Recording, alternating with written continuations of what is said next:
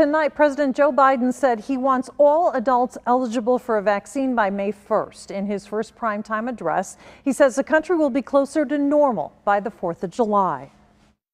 All adult Americans will be eligible to get a vaccine no later than May 1. That's much earlier than expected. Let me be clear. That doesn't mean everyone's going to have that shot immediately, but it means you'll be able to get in line beginning May 1. Every adult will be eligible to get their shot. President Biden says the nation will meet that deadline by beating the current pace of 2 million shots given each day. A mass vaccination event is coming to Kansas City next Friday and Saturday, and it'll be held at Arrowhead Stadium. New tonight, KMBC 9's Jackson Kurtz explains who's eligible and why you need to sign up now.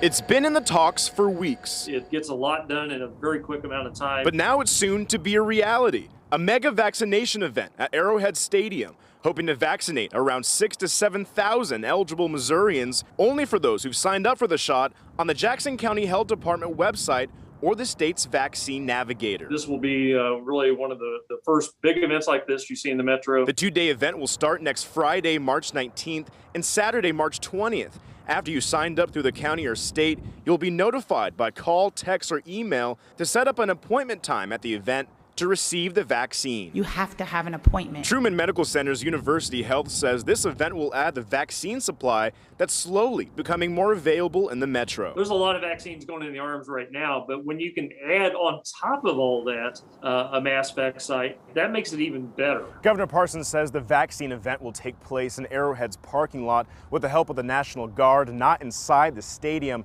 And Casey Rudd will also be helping people arrive here to receive their vaccine. From Arrowhead tonight, Jackson Kurtz, KMBC 9 News. Again, it's next Friday and Saturday from 9 to 7 each day. The Johnson & Johnson vaccine will be given. State officials say if the state gets more doses, they'll be given that weekend. CVS is adding Missouri to its list of states where COVID-19 vaccines are available. The pharmacy chain says appointments are available for booking beginning Saturday. They can be made at CVS.com or through the CVS Pharmacy app. People without online access can contact customer service at 1-800-746-7287. You must be eligible through the federal retail pharmacy program.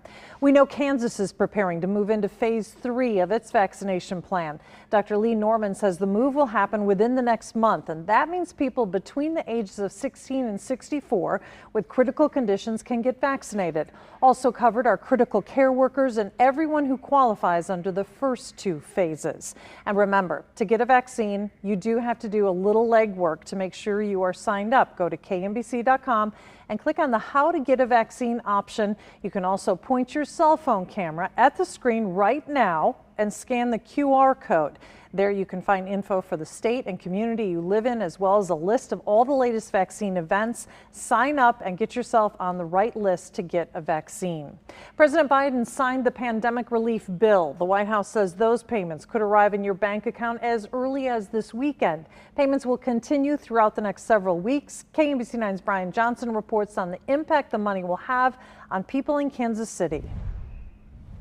As the government prepares to send checks, people in Kansas City plan how they'll use the money. Oh, this will mean a lot. Pay some bills, stuff like that, clean up debt, all kind of stuff. Get caught up on a lot of stuff, get cars out the shop. Kanisha Griffin says she lost work and her home because of the pandemic. She's working again and is grateful to get the help. A lot of people need it, such as myself. It's a blessing. Others plan to save for an emergency. The way the world's going, that we need to start saving just in case anything come up, just like, the pandemic. Small business owners hope it will increase their cash flow. In order to get the economy moving in a forward direction at an accelerated rate, I believe that this is definitely a step in the right direction. After a challenging year, many say if there's any extra, they'll treat themselves in some small way. If I have some left over, buy some stuff for myself. Have a little fun with it.